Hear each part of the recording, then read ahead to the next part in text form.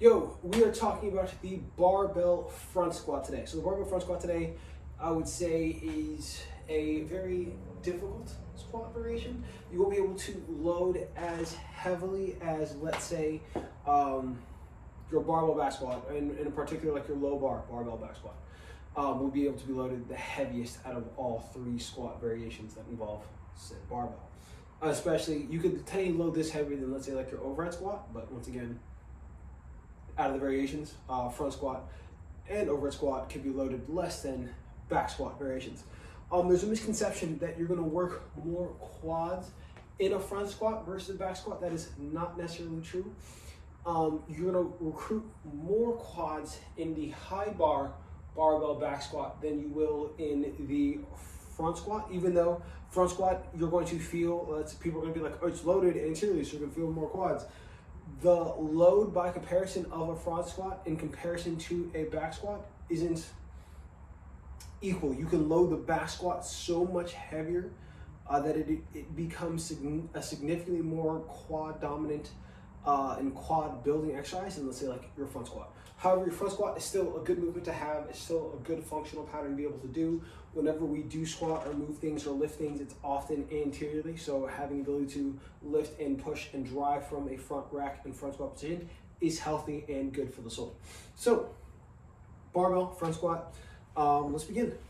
When you're in a front squat position, you should hopefully be able to have most of your hand on the bar. If you can't, go ahead and go fingertips. So once again, I can go full hand, so I will.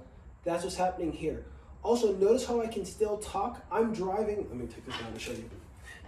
I'm currently driving my shoulder up and into the bar. So I'm doing this, essentially, this motion here, because if I just relax and let that bar sit on my clavicle and on my throat, I'm gonna go unconscious.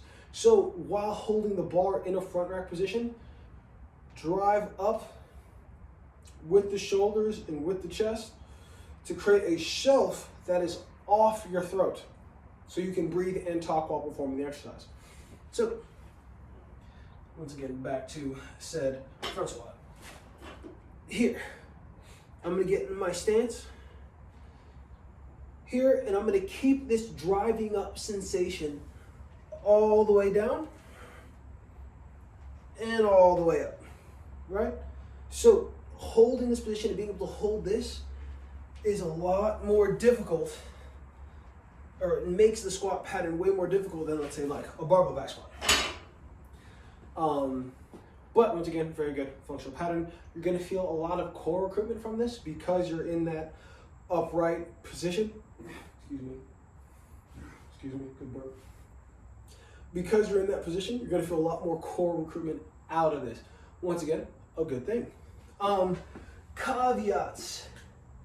There should be not a lot of horizontal translation of your bar.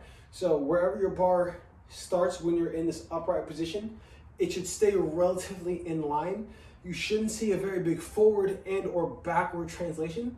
Relatively straight ups and down is what you want to hope for a really good, efficient, and effective bar path for your front squat. So let's check it out. So here, put on my squat stance. Here, coming straight down, coming all the way back up. But yeah, guys, that is the barbell front squat. Really good accessory exercise for building legs. If you want to train your legs but not load as heavily, or if you want to recruit more core and be more stable and be more upright and practice those things, the front squat is a good way to effectively do that. Very good accessory exercise to both the back squat, overhead squat, cleans if you're in Olympic lifting. Very good functional and overall healthy pattern to be able to do. Once again, guys, when you're doing that, make sure that you're driving up against the bar, because I don't want you to go unconscious when you load this exercise. So once again, shoulders, elbows up like this. You don't want to think, a lot of people think like down and back with the shoulder blades. If you go down and back with the shoulder blades, you're essentially letting your neck take the brunt of the front squat. No good. Also, if you find that you can't keep a full grip in that front rack position, I recommend stretching and lengthening your lats. There's an exercise on here called supinated lat stretch on the YouTube channel where you can provide some length to the lats, which will then allow you to get in this more active upright position and maintain your front rack for your front squat. But yeah guys, I hope you enjoyed this video and hope you prefer and try this exercise. If you did enjoy the video, definitely give me that like button, hit that bad boy. If you have questions for the YouTube, if you have questions about this exercise or any other exercise on this YouTube channel, go ahead and leave them in the comments. And of course, if you haven't yet, definitely subscribe ASAP so you can catch more videos just like this one. But yeah guys, see you.